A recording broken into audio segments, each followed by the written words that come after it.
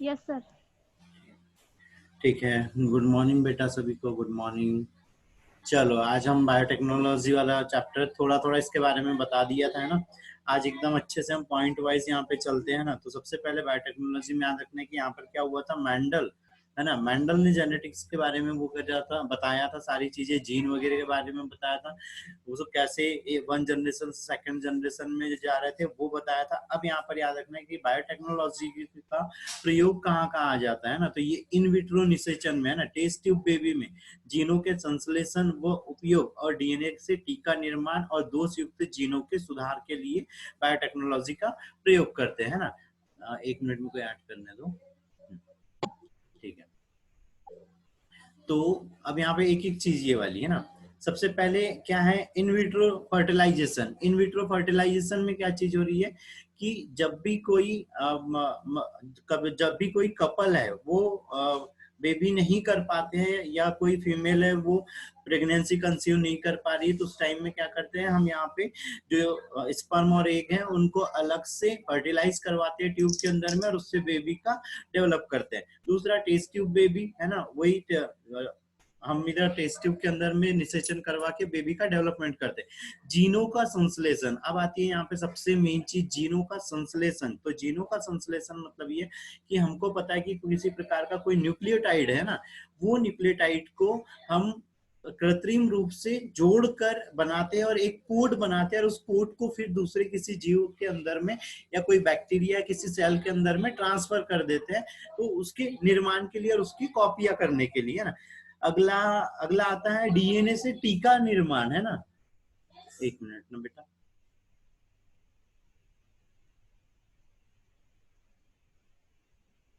आवाज नहीं। ठीक है, तो टीके के लिए, है ना। अब टीके में कैसे, जो हम यहाँ पे एक एडिनोसिन डीएमिनेज डेफिशिएंसी देखेंगे, ये हमने अनुवांशिक वाले में बताया था। एडिनोसिन डेफिशिएंसी, है ना। उसमें क्या चीज हो रही थी, जो एडिसिन एंजाइम हो रहा था और टाइलिन हो रहा था, वो चीज अच्छे से नहीं बन जा रही थी, जिसके कारण यूरिन ब्लैक कलर का हो जा रहा था। तो ऐसे अगर कोई डिसीज है तो हम उसके लिए इम्यूनिटी बनाने के लिए, कैंसर में हम कैंसर के लिए हम इम्यूनिटी अपनी बॉडी में बढ़ाने के लिए यहाँ पे बायोटेक्नोलॉजी का यूज कर रहे हैं। फिर दोष युक्त जीन में सुधार। दोष युक्त जीन में सुधार कैसे, जैसे हमने जब डीएनए का रिप्लिकेशन बढ़ा था, तो उसमें लास्ट पॉइंट हमने क्या बोला था कि यहाँ पे क्या चीज हो रही है कि उसकी प्रूफ रीडिंग हो रही है, रिपेयरिंग हो रही है ना। तो प्रूफ रीडिंग और रिपेयरिंग में ये चीज हो रही थी कि कहीं पे कोई न्यूक्लियोटाइड का सीक्वेंस अगर गलत जम गया है, तो उसको क्या करते हैं हम सही वाले न्यूक्लियोटाइड से वहां पे उसको ट्रांसफर कर देते हैं वहां पे सही वाला जीन, और हम एक सही तरह का डीएनए को बना लेते हैं, जिसके कारण हमको सही लक्षण देखने को मिल जाते हैं ना। फिर यहाँ पर स्वाति, यहाँ पर ये एक वर्ड आया है कि बायोटेक्नोलॉजी के ऊपर अगर किसी ने वर्क किया है, तो वो किसने सबसे ज्यादा यहाँ पे वर्क किया है ना। तो इसके लिए यहाँ पे इसका फुल फॉर्म याद रखना है ना। यूरोपियन फेडरेशन ऑफ बायोटेक्नोलॉजी, इसका फुल फॉर्म भी है ना, EFB, European federation of biotechnology, European federation of biotechnology, EFB, EFB। European European federation of biotechnology, EFB, है ना। चलो, अब यहाँ पे आती है जेनेटिक इंजीनियरिंग में, है ना, रासायनिक। कल हमने थोड़ा सा यहाँ पे एंजाइमों के बारे में बात करी थी, है ना, कि कुछ एंजाइम चाहिए होते हैं ना। तो वहां पर क्या होता है, जो एंजाइम चाहिए होते हैं, जो हमको डीएनए रिप्लिकेशन में चाहिए, वो तो सारे एंजाइम चाहिए। यहाँ पे एक नया एंजाइम बढ़ जाता है, जो ये रिस्ट्रिक्शन एंजाइम, है ना। जो रिस्ट्रिक्शन एंजाइम रहते हैं, प्रतिबंधन एंजाइम, है ना, वो चाहिए होते हैं। 2 बताए थे कल, एक्सोन्यूक्लियस और एंडोन्यूक्लियस, है ना। ये चीज चाहिए। उसके बाद में ये कौन आया लेट,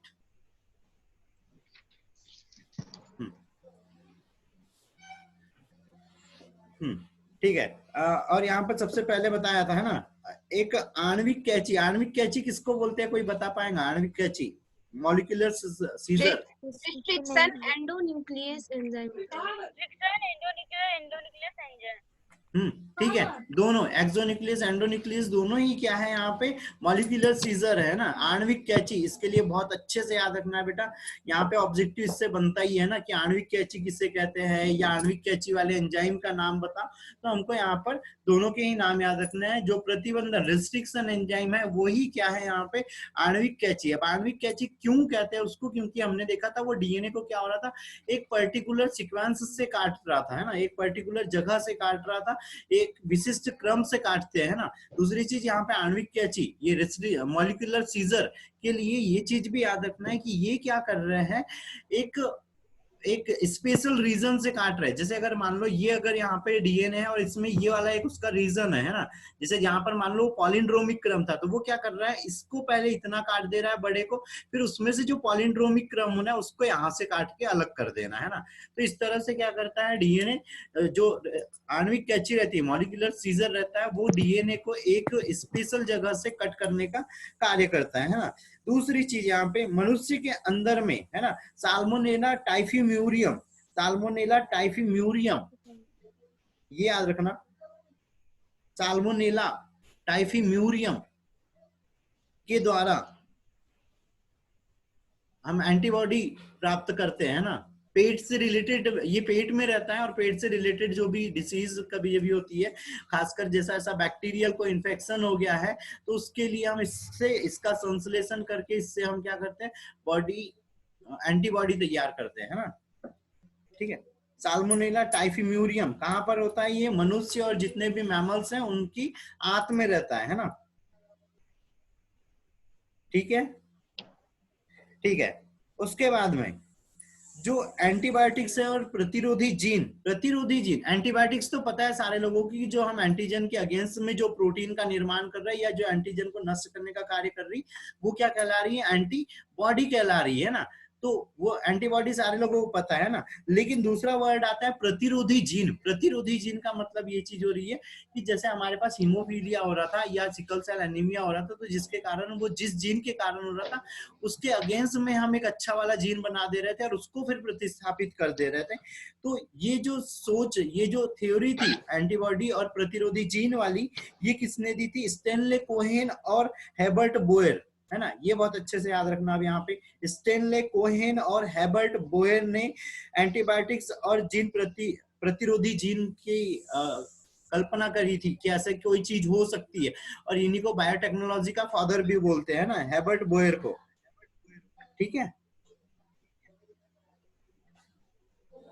ठीक है। चलो, फिर यहाँ पे अब दूसरी चीज आती है प्लाज्मिड, है ना। प्लाज्मिड के लिए क्या चीज हो रही थी, प्लाज्मिड वो वाला चीज हो रही थी, या हम यहाँ पर क्या कर रहे थे, प्लाज्मिड वेक्टर। अब प्लाज्मिड के लिए बहुत अच्छे से याद रखना, जब हम यहाँ पे क्या कर रहे थे, जैसे हम हमने अगर याद हो तो बैक्टीरिया की संरचना देखी थी, है ना। तो बैक्टीरिया ऐसे हो रहे थे, इसमें क्या चीज हो रही थी, यहाँ पर अलग अलग तरह से, एक तो अनुवांशिक पदार्थ ऐसा यहाँ बीच में पड़ा हुआ था, दूसरी चीज क्या हो रहा था, एक और पदार्थ था जो ऐसे रिंग के रूप में उपस्थित था।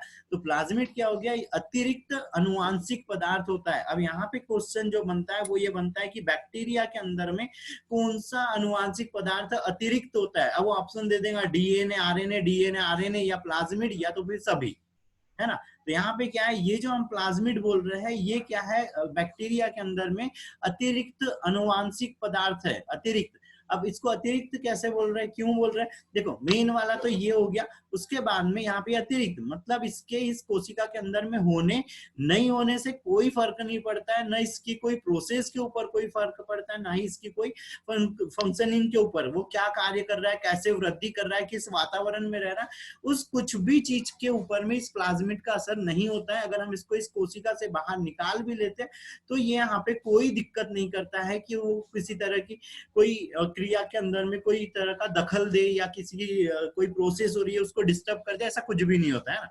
दूसरी चीज, इसको अतिरिक्त अनुवांशिक पदार्थ क्यों बोल रहे हैं, कि इसके अंदर में रिप्लिकेशन कैपेसिटी होती है सेम डीएनए और आरएनए के जैसे, है ना, इसीलिए। दूसरी चीज, इसमें जो जीन रहते हैं वो सेम एज कॉपी होके अगली जो जनरेशन, जैसे इस सेल का जब यहाँ पे मतलब क्या होना है, यहाँ पे बाइनरी फ्यूजन हो रहा है ना, द्विविखंडन होना है, तो जब द्विविखंडन हो रहा है तो इससे 2 सेल बन रही तो अगली जो सेल बनेंगी उसके अंदर में भी ये प्लाज्मिड जैसा का वैसा कॉपी हो जाएगा, जैसा ये अनुवांशिक पदार्थ होता है वैसी ये चीज भी हो जाती है ना। इसीलिए इसको अतिरिक्त अनुवांशिक पदार्थ बोलते हैं। ठीक है, अब बारी आती है यहाँ पे इस अतिरिक्त अनुवांशिक पदार्थ के लिए, है ना। तो अतिरिक्त अनुवांशिक पदार्थ में क्या चीज कर रहे थे, प्लाज्मिड, है ना। अब इसको क्या बोलते हैं, एलियन एलियन जेनेटिक मटेरियल भी बोलते हैं, क्योंकि दूसरी जगह से ले रहे हैं ना। फिर अभी बताया कि ये कॉपी वगैरह कर सकता है, जैसी की वैसी सारी चीजें कॉपी कर सकता है। साल्मोनेला टाइफीम्यूरियम के बारे में बताया कि इससे प्रतिजैविक बना सकते हैं, खुद से वो एंटीबॉडियां बना देता है ना।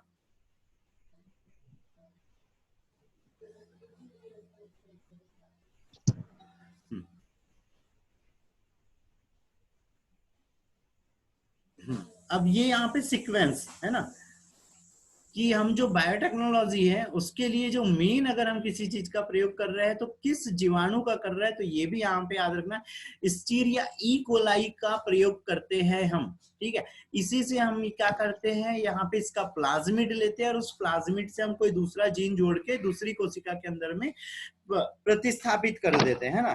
ठीक है, अब यहाँ पर क्या चीज हो रही है इस बायोटेक्नोलॉजी में, याद रखना। अच्छा, दूसरी चीज, हम ई कोलाई का ही प्रयोग क्यों करते हैं, तो ई कोलाई के अंदर में क्या होता है, प्राकृतिक रूप से पहले ही यहाँ पर रेस्ट्रिक्शन एंजाइम पाए जाते हैं।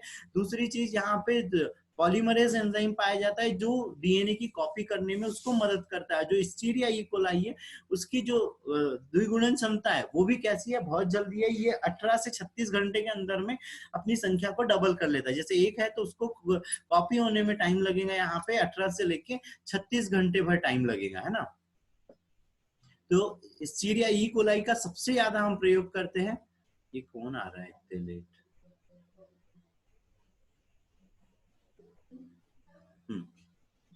ठीक है, स्टीरिया ई कोलाई का प्रयोग कर रहे हैं। दूसरी चीज लास्ट वाले चैप्टर में बताया था, ई कोलाई के अंदर में यहाँ पे रिप्लिकेशन हो रहा है, तो उसमें न्यूक्लियोटाइड का जो न्यू न्यूक्लियोटाइड्स आते हैं वो कितनी स्पीड से जुड़ते हैं, कोई बता पाएगा?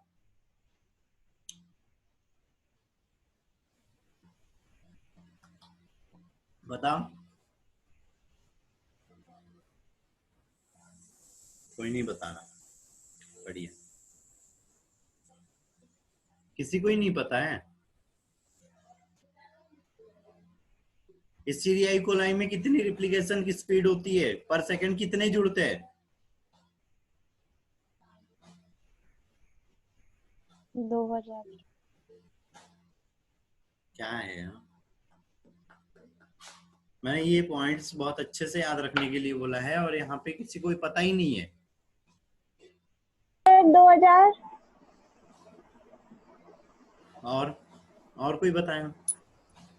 कामिनी ने बताया था, धीरे से, है ना, थोड़ा सा तेज बोला करो बेटा। सर जोर से ही बोला था। हाँ, आवाज नहीं आई थी। ठीक है, 2000 के लगभग स्पीड होती है ना, कि 2000 न्यूक्लियोटाइड्स पर सेकंड जुड़ते रहते हैं ना। ठीक है, अब यहाँ पे जो ई कोलाई है उसी का हम प्लाज्मिड क्यों यूज कर रहे हैं, तो हम ई कोलाई का प्लाज्मिड इसीलिए यूज करते हैं कि यहाँ पर बहुत उसका जो प्लाज्मिड होता है बड़ा होता है और उसमें नॉन कोडिंग रीजन बहुत बड़ा होता है। अब नॉन कोडिंग रीजन होने से हमको ये फायदा हो जाता है कि हमारा जो कोडिंग वाला जीन है जिसको हम प्रतिस्थापित कर रहे हैं, हम उसको कहीं पे भी उस प्लाज्मिड के अंदर में आसानी से कर सकते हैं, क्योंकि वो स्टीरिया ई कोलाई का प्लाज्मिड बहुत बड़ा है, तो उसके अंदर में पॉलिंड्रोमिक क्रम भी बहुत सारे हो सकते हैं। तो हम उसके खंडों को रिस्ट्रिक्शन एंजाइम से बहुत जगह से हम पॉलिंड्रोमिक क्रम में काट सकते हैं और उनकी कॉपियां तैयार करने में हमको बहुत आसानी चले जाती है। इसीलिए हम ई कोलाई का ही प्लाज्मिड यूज करते हैं ना, ये चीज याद रखना है। चलो अगला, यहाँ पर कुछ पॉइंट्स दिए हुए, ये 3 पॉइंट दिए हुए, यहाँ से सबसे पहला क्वेश्चन बन जाता है कि इनका सीक्वेंस कैसा होता है, मतलब बायोटेक्नोलॉजी में कि जो स्टेप है वो कि उनके सही क्रम क्या है वो चीज पूछ लेता है। तो सबसे पहले क्या है, वांछित जीन युक्त डीएनए की पहचान करना है। दूसरा, चिन्हित डीएनए का परपोषी में स्थानांतरण करना और स्थानांतरित डीएनए को परपोषी में सुरक्षित रखना, वो उसकी संतति में स्थानांतरित करना। अब यहाँ पे ये 3 पॉइंट है। सबसे पहला क्वेश्चन तो सिंपल सा क्वेश्चन यहाँ पे यही बन गया एनसीईआरटी के अनुसार बेटा, कि इनका क्रम कैसा है। ठीक है, दूसरी चीज यहाँ पे याद रखना है कि जब बायोटेक्नोलॉजी में बात आती है किसी भी एंजाइम का संश्लेषण कर रहे हैं तो प्रोसेस कब पूरी होती है, ये चीज पूछता है, जो कि यहाँ पे चौथा पॉइंट होना चाहिए, है ना। लेकिन ये क्या है, आईक्यू आईक्यू लेवल वाला क्वेश्चन में आता है। तो यहाँ पर क्या चीज हो रही है, ये तीन तो बायोटेक्नोलॉजी के लिए जरूरी है कि ठीक है हम कोई जीन पहचान रहे हैं, उसको प्रतिस्थापित कर रहे हैं, उसको कॉपी कर रहे हैं, उसको ट्रांसफर कर रहे हैं, वो फिर उसके अंदर भी अभी कॉपी हो जा रहा है, लेकिन कंप्लीट कब हो रही है, ये पूरी प्रोसेस कंप्लीट कब मानी जाएंगी।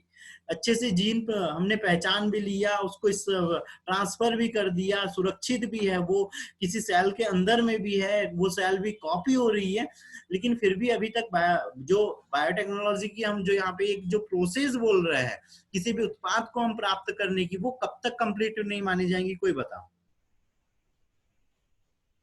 खासकर जो मेरी क्लास वाले हैं उन लोगों से तो ये आंसर की उम्मीद है, बता कब कंप्लीट मानी जाती है ये पूरी प्रोसेस।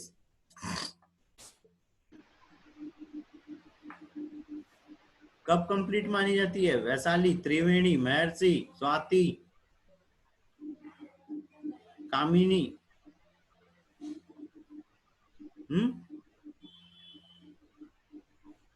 शिवानी, कब कंप्लीट मानी जाती है बेटा।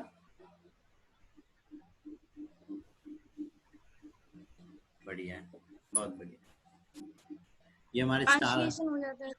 क्या ट्रांसलेशन के बाद ट्रांसलेशन तो बेटा यहाँ पे हो गया, इस प्रोसेस में ही हो गया उसका ट्रांसलेशन, और ट्रांसलेशन हो गया फिर भी अगर जो चीज हमको चाहिए थी, देखो थोड़ा सा सही है लेकिन एग्जैक्ट वहां तक नहीं पहुंचे, ट्रांसलेशन हो जाता है लेकिन जरूरी नहीं है कि जो हमको प्रोडक्ट चाहिए वो ही मिले उस ट्रांसलेशन से, है ना। तो ट्रांसलेशन पे नहीं, हमको जब प्रोडक्ट मिल जा रहा है या हमको जो एंजाइम चाहिए था वो, या हमको जो भी जिस भी तरह का मटेरियल चाहिए था या जो भी प्रोडक्ट चाहिए था वो अगर मिल जा रहा है तो वो पूरी प्रोसेस कंप्लीट मानी जाएंगी, है ना। ट्रांसलेशन के टाइम ठीक है, ट्रांसलेशन भी एक तरह से ठीक है, लेकिन ट्रांसलेशन के बाद भी हमने देखा था कोई पेप्टाइड चेन बन रही है, उसके अंदर में रूपांतरण हो रहा है, वो 2D स्ट्रक्चर से 3D स्ट्रक्चर में जा रही थी, उसके बाद वहां पे एक मॉलिक्यूल मिल रहा था, और वो मॉलिक्यूल मिल के फिर क्या कर रहा था, नए एंजाइम वगैरह बनाते रहता है ना। तो जब तक हमको प्रोडक्ट कंप्लीट प्रोडक्ट नहीं मिलता है तब तक यहाँ पे ये प्रोसेस कंप्लीट नहीं मानी जाएंगी, ठीक है। चलो ये बहुत अच्छे से याद रखना। अब पहला पॉइंट, वांछित जीन युक्त डीएनए की पहचान, वांछित जीन युक्त डीएनए की पहचान मतलब क्या करना है, हमको यहाँ पर सबसे पहले वो वाला जीन या वो वाला डीएनए सीक्वेंस देखना है जो हमको चाहिए या जो किसी चीज को नियंत्रित कर रहा है। किसी चीज को नियंत्रित कर रहा है मतलब किसी प्रोसेस को नियंत्रित कर रहा है, किसी एंजाइम के निर्माण को नियंत्रित कर रहा है। जब ये चीज हो रही है तो जब ये चीज हमको पहचानना है कि कौन सा जीन या कौन सा डीएनए वहां पे किस प्रोसेस को नियंत्रित कर रहा है और किसमें हम परिवर्तन करें तो हमको सही प्रोसेस या सही प्रोडक्ट प्राप्त हो सके। तो उसके लिए हम यहाँ पर क्या करते हैं, सबसे पहले सैंपल लेते हैं।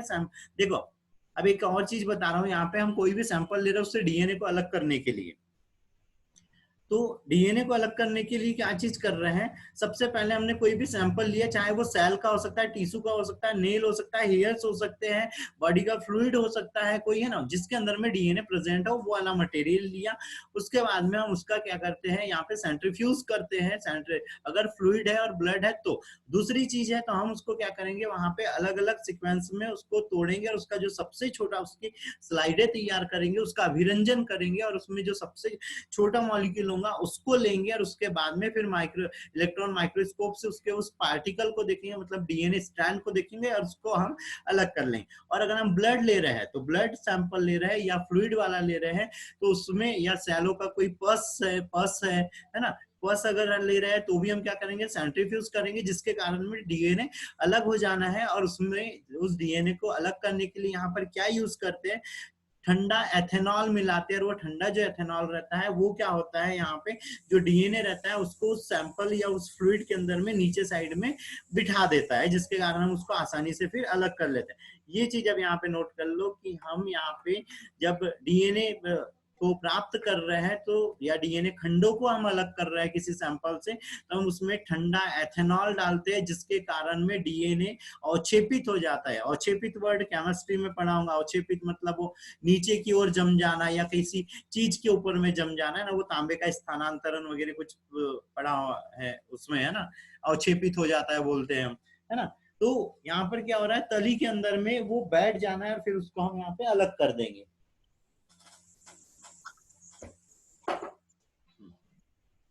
ठीक है, पहला पॉइंट ठीक है सबको? सर एक बार और रिपीट कीजिए। ये कौन है, निशा? ठीक है, देखो हम यहाँ पे फर्स्ट, जब हम यहाँ पे बायोटेक्नोलॉजी के अंदर में जब हम कोई प्रोसेस चालू कर रहे हैं, तो सबसे पहले हमारे पास वो डीएनए खंड या जीन होना चाहिए जिससे कोई हमको प्रोडक्ट मिल रहा है ना। जैसे हम डीएनए भी ले रहे हैं तो उसके अंदर में सीक्वेंस डले हुए, कोड डले हुए, जो किसी भी प्रोसेस के अमीनो अम्ल या किसी भी तरह के एंजाइम वगैरह के निर्माण को नियंत्रित कर रहे हैं या प्रोटीन निर्माण को नियंत्रित कर रहे हैं। तो उस खंड की हम पहले पहचान करेंगे कि कौन सा खंड है या डीएनए का कौन सा पार्ट हमारे काम का है या कौन सा जीन हमको चाहिए, ठीक है, ताकि हम उसका संश्लेषण कर सके आगे, है ना। फिर चिन्हित डीएनए का परपोषी में स्थानांतरण। अब यहाँ पे परपोषी में स्थानांतरण मतलब क्या चीज हो रही है कि हमारे पास यहाँ पे मान लो ये एक कोशिका होगी जिसके अंदर में यहाँ पे हमारे पास प्लाज्मिड है, ठीक है, यहाँ पर मान लो ये प्लाज्मिड है, इसको हमको क्या करना है, एक यहाँ पर ह्यूमन सेल है, उस ह्यूमन सेल के अंदर में प्रतिस्थापित करना है ना। जैसे ये ह्यूमन सेल हो गई, या मान लो ये दूसरा वाला कोई जीवाणु है, इसके अंदर में एक अनुवांशिक पदार्थ, इसका मेन अनुवांशिक पदार्थ ये है, इसके अंदर में भी एक मेन अनुवांशिक पदार्थ ये है। अब ये वाला जो हमारे पास यहाँ पर है, ये मान लो यहाँ पे क्या एस्चेरिचिया इकोलाई है, तो उसका हम क्या करेंगे यहाँ पे प्लाज्मिड। तो अब ये जो प्लाज्मिड है ये वाला, ये प्लाज्मिड क्या है, ये अब इसको हम क्या कर रहे हैं, यहाँ पे एक खंड के रूप में उसको काट देंगे, है ना। तो खंड के रूप में काटेंगे तो हम इसको क्या कर रहे हैं, यहाँ पे डीएनए प्रोब बोल रहे हैं। जब हम उसको काट दे रहे हैं तो ये ऐसे हमको यहाँ पे पॉलिंड्रोमिक क्रम में एक छोटा सा खंड मिल गया। जब इस खंड को हम यहाँ पे देख रहे हैं तो ये खंड कैसे हो जाना है, और एक यहाँ पे कैसा हो गया, छोटा सा खंड मिला। अब इसका हम क्या करते हैं, पीसीआर करते हैं। पीसीआर अभी आगे चल के आएंगी, फिर उसको बताएंगे ना। अभी बस याद रखो, पीसीआर में कॉपी कर लेते हैं जीनों। ये एक खंड था तो हमने क्या कर लिया, यहाँ पे इसके बहुत सारे यहाँ पे जीनों के खंड यहाँ पे प्राप्त कर लिए, ठीक है। ये किसी एक थोड़ी सी वो चीज हुई, ये प्लाज्मिड, इसको तो हमने काट दिया है ना, तो ये हमको यहाँ पे कैसे मिल जाना है, एक ऐसा कटा हुआ प्लाज्मिड मिल जाना है, ये ऐसा कटा हुआ प्लाज्मिड। ये वाला मान लो डीएनए किसी दूसरे जिसका था, जिसमें से हमने एक जीन को यहाँ से इस जीन को अलग कर लिया। अब ये वाला जो जीन है इसको हम क्या कर रहे हैं, प्रतिस्थापित कर रहे हैं, या इस प्लाज्मिड के साथ में क्या किया, इसको हमने जोड़ दिया। अब जोड़ दिया तो हम उसको क्या कर रहे हैं, इस दूसरी सेल के अंदर में प्रतिस्थापित कर रहे हैं। तो ये हो गया हमारा जो जीन था वो जीन हो गया, और यहाँ पर दूसरा वाला भाग क्या हो गया, ये प्लाज्मिड के भाग के साथ में उसको जोड़ के हमने इस कोशिका के अंदर में प्रतिस्थापित किया। अब जब ये कोशिका यहाँ पर क्या हो रही है, यहाँ पे जब वो द्विगुणित हो रही है, तो द्विगुणित हो रही है तो हमको क्या मिल रही है, यहाँ पे दो कोशिकाएं मिल जा रही है ना। अब ये जब दो कोशिकाएं मिल रही है तो इसके अंदर में ये प्लाज्मिड भी यहाँ पर आके कॉपी हो जाना है, और इस कोशिका के अंदर भी ये प्लाज्मिड। तो इसके अंदर में हमने ये जो जीन प्रतिस्थापित किया वो इस प्लाज्मिड के अंदर भी है, इस प्लाज्मिड के अंदर भी है।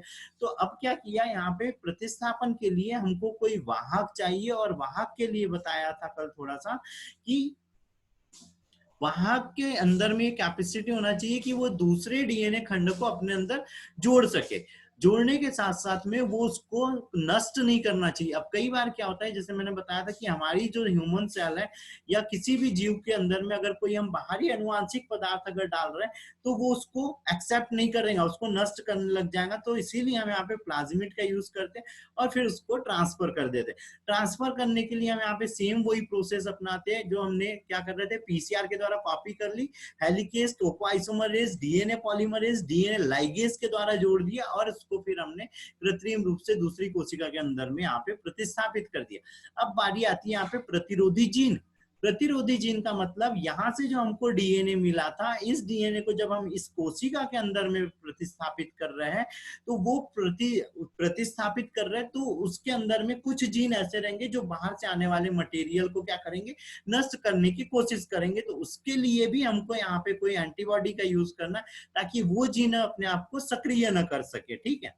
तो इतनी चीजें होना चाहिए। जब ये डीएनए सुरक्षित रूप से किसी दूसरी कोशिका के अंदर में प्रतिस्थापित हो गया तो क्या होगा, वो कॉपी होंगी। तो हमने देखा था ट्रांसलेशन और ट्रांसक्रिप्शन हो रहा है। तो ट्रांसलेशन में क्या बन रहा था, यहाँ पे कोई एंजाइम बन रहा था, किसी तरह की प्रोटीन बन रही थी, मतलब हमारा प्रोडक्ट बन रहा था। मतलब जितनी ज्यादा उसकी कॉपी होती जाएंगी उतने ज्यादा वो हमको अणु या उतने ज्यादा वो हमको प्रोटीन या जिस भी तरह का हमको प्रोडक्ट चाहिए था वो सब देने लगेगा। तो हम उसको उस प्रोडक्ट के अनुसार उसकी जो वैज्ञानिक जो साइंटिफिक मेथड्स है, साइंटिफिक मेथड के द्वारा, वैज्ञानिक विधियों के द्वारा हम उस पदार्थ को उस पूरे मटेरियल से अलग कर लेंगे। फिर दूसरी चीज बताई थी यहाँ पे, क्योंकि हम जीवाणु के द्वारा यहाँ पे प्राप्त कर रहे थे, तो इस जीवाणु को क्या कर रहे थे, कल्चर माध्यम में रख रहे थे, कल्चर मीडिया में रख रहे थे। अब कल्चर मीडिया क्या होते हैं, अलग अलग प्रकार के होते हैं, ये चीज भी याद रखना, कल्चर मीडिया अलग अलग प्रकार के होते हैं। लिक्विड होता है, सॉलिड होता है, सेमी सॉलिड होता है। ठीक है, वर्ड से समझ आ रहा है, लिक्विड मतलब लिक्विड जैसा रहेगा, सेमी सॉलिड मतलब जेल जैसा रहेगा, सॉलिड मतलब हार्ड रहेगा, है ना। तो यहाँ पर हम जो ई कोलाई है उसके लिए सेमी सॉलिड और लिक्विड ये दोनों तरह का मीडिया यूज करते हैं। अब उसमें मीडिया में और भी प्रकार आते हैं, तो उसमें क्या होता है, न्यूट्रिएंट मीडिया रहता है। न्यूट्रिएंट मीडिया का मतलब ये हो गई कि उसके अंदर में पोषक पदार्थ ज्यादा रहना है ना। कल्चर मीडिया रहना है, कल्चर मीडिया का मतलब ये होता है कि उसको सुटेबल इन्वायरमेंट दे रहा है विथ न्यूट्रिएंट मटेरियल, है ना। न्यूट्रिएंट अगार होता है, न्यूट्रिएंट अगार का मतलब होता है कि यहाँ पे अगार, वो अगार अगार जो सवाल है उसके द्वारा हम यहाँ पे बना रहे हैं, उसके अंदर में न्यूट्रिएंट मटेरियल के साथ साथ में सुटेबल इन्वायरमेंट भी रहता है ना। तो ये अलग अलग तरह के मीडिया होते हैं ना। दूसरा अगर हम बात करें सेमी सॉलिड मीडिया, तो उसमें हम जेल के जैसे मीडिया का यूज करते हैं, है ना। तो इतनी चीज याद रखना है। फिर जो भी यहाँ इस इकोलाई के द्वारा हमको प्रोडक्ट प्राप्त होता है फोर्थ स्टेप पर, तो उसको हम साइंटिफिक मेथड के द्वारा अलग करते हैं, है ना। ठीक है, कौन सी मेथडों का यूज करते हैं, साइंटिफिक मेथड का। मतलब ये कि हर एक प्रोडक्ट के लिए एक पर्टिकुलर मेथड रहेंगी जिसके द्वारा हम उसको उससे अलग कर सकते हैं, कोई भी मेथड कहीं भी यूज नहीं कर सकते, है ना। ठीक है, इतना ठीक है सभी लोगों को। Yes sir. Okay sir. ठीक है, अभी ना हमारा बहुत छोटी सी चीज अभी खत्म हुई है, अभी बहुत सारी। अब दूसरी चीज ये है, ये वाला जो चैप्टर है इसमें दरअसल क्या हो रहा है, जो बार बार है, बार बार एक जैसी चीजें आ रही है, हर कहीं पे पुरानी चीजें ऐड हो जा रही है, हर जगह पे वही चीज फिर से रिपीट हो जा रही है, लेकिन उसका वहां पे अर्थ मतलब उसका मीनिंग चेंज हो जा रहा है ना, उसकी जो क्वालिटी है वो चेंज हो जा रही है, लेकिन स्टेप पे सब वही रहना है ना।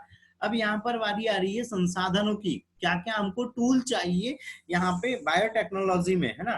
तो बायोटेक्नोलॉजी में याद रखो कि यहाँ पर कुछ चीजें हमको चाहिए, जैसे रिस्ट्रिक्शन एंजाइम चाहिए सबसे पहले, और लाइगेज एंजाइम चाहिए, कोई वेक्टर चाहिए, पॉलीमरेज एंजाइम चाहिए, और कोई पोषक जीव चाहिए, मतलब हमको एक होस्ट सेल भी चाहिए।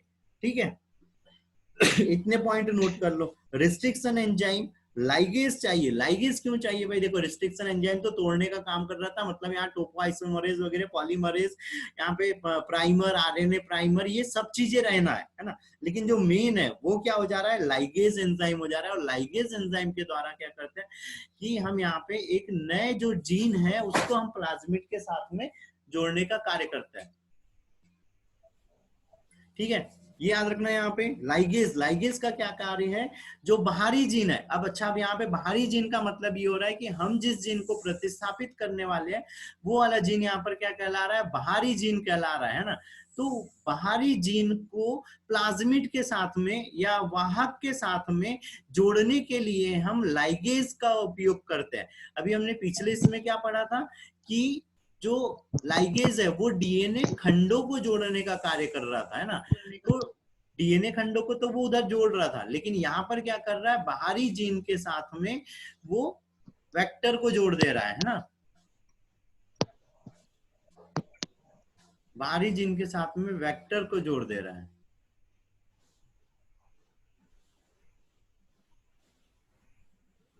रहेगा याद।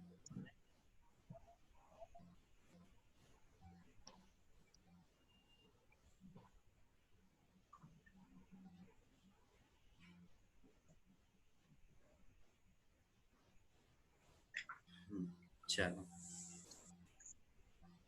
अब यहाँ पर पहली लाइन है ना, दो एंजाइम पृथक किए गए है ना, और ये किसने करे थे, कोहेन और हैबर ने, है ना, हेबर्ट बोहेर ने।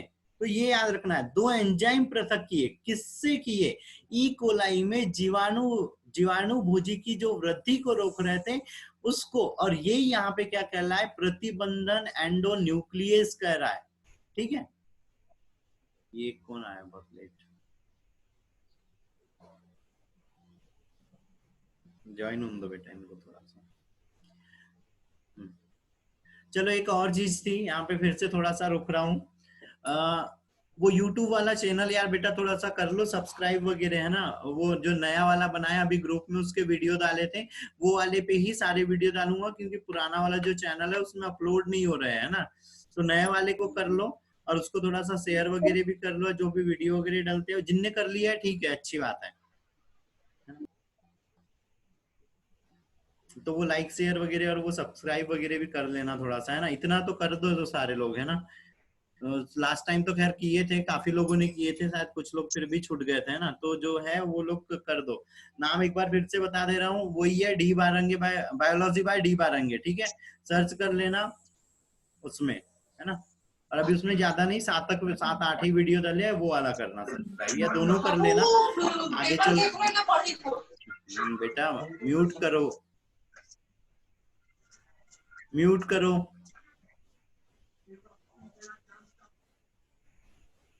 म्यूट रखना है ना, या तो फिर अपने घर वालों से थोड़ा सा दूर रहना। ये अभी नए कौन जुड़े हैं, 4310, है ना, कोई बॉयज है बेटा, नाम बता दो अपना। मनीष। हाँ ठीक है, म्यूट रखना है ना, माइक म्यूट रखना है, जब जरूरत हो तभी अनम्यूट करना।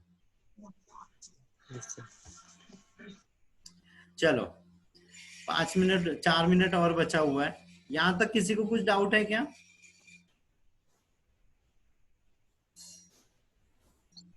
नहीं है? चलो अब क्या चीज हो रही है यहाँ पे, ई कोलाई के अंदर में, है ना, बात क्या आ रही है, ई कोलाई में जीवाणु भोजी की वृद्धि को रोक देता है। अब ई कोलाई में, अब वो यहाँ पे क्वेश्चन क्या पूछेगा इस लाइन से कि भैया प्राकृतिक रूप से सबसे ज्यादा सक्रिय रूप से किसके अंदर में रिस्ट्रिक्शन एंजाइम पाए जाते हैं, तो किसके अंदर में रिस्ट्रिक्शन एंजाइम पाए जाते हैं, तो ई कोलाई में। किसके लिए होते हैं, तो जीवाणु भोजी जो होता है उसके लिए, बैक्टीरियोफेज के लिए रहते हैं। और क्या होता है बैक्टीरियोफेज, क्या करता है बैक्टीरियोफेज, क्या करता है, ऐसे जैसे यहाँ पर मान लो यहाँ पे ये कोई ई कोलाई है, उसके अंदर में ये क्या करेगा, अपना यहाँ पे अपना जो अनुवांशिक पदार्थ है, ये जीवाणु भोजी है, तो ये क्या कर रहा है यहाँ पे, अपना जो अनुवांशिक पदार्थ है इसके अंदर में, ई कोलाई के अंदर में ट्रांसफर करता है। जब ई कोलाई के अंदर में ये ट्रांसफर करता है तो वो अनुवांशिक पदार्थ कहाँ पे आ जाता है, यहाँ इसके अंदर में आ जाता है। अब ये कॉपी होने लग जाएगा तो इसके अंदर में जो मैटर है, जितना मटेरियल, वो सब कहाँ होना है, ये जीवाणु भोजी के निर्माण के लिए यूज करने लग जाना है, और यहाँ पे बहुत सारे जीवाणु भोजी बन जाना है, और ये जो ई कोलाई है ये नष्ट हो जाना है। तो इस ई कोलाई के पास में भैया क्या चीज हो रही है कि यहाँ पे रिस्ट्रिक्शन एंजाइम है। जैसे ही ये डीएनए या इसका अनुवांशिक पदार्थ यहाँ पे आया, वो क्या करने लग गया, इसको यहाँ पे तोड़ने लग गया। अब तोड़ दिया तो एक डीएनए का पूरा डीएनए का स्ट्रक्चर ही टूट गया, तो नए बैक्टीरियोफेज यहाँ पे बन ही नहीं पाते, जिसके कारण में यहाँ पे बैक्टीरियोफेज की वृद्धि अच्छे से नहीं हो पाती है ना।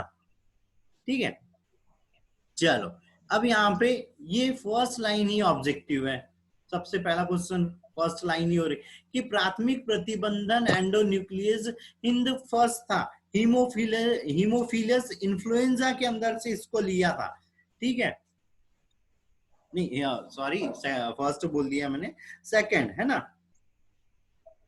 ठीक है, हीमोफिलस इन्फ्लुएंजा से लिया था, से बनाया था। ठीक है, ये भी याद रखना, यहाँ हिंद का मतलब है हीमोफिलस इन्फ्लुएंजा।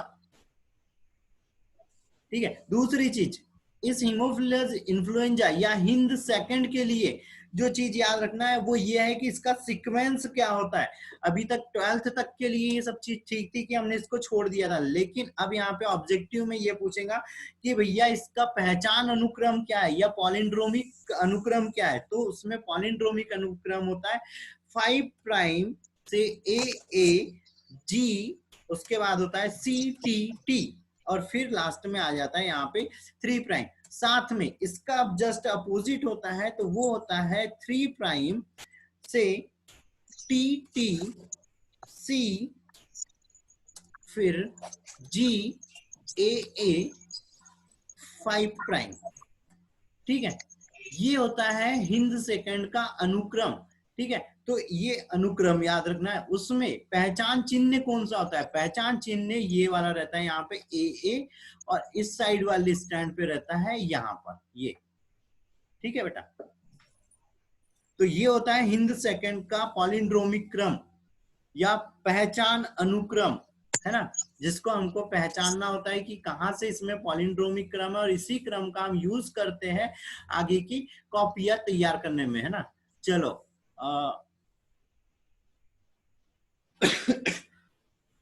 यहां तक ठीक है, 1 ही मिनट बचा है, एंड हो रहा है। इसके बाद अगली कनेक्ट करना है क्या? यस सर, अभी करना है। करना है 10 मिनट बाद करना है या अभी करना है? 10 मिनट से कर लो ना सर बेटा। अभी नहीं ना बेटा, Yes, sir, 10 मिनट 10 से मिनट कर में लो। यस ठीक है, ओके सर। हाँ। सर, ये हिंद सेकंड का नाम क्या बताया था? Haemophilus influenza, Haemophilus influenza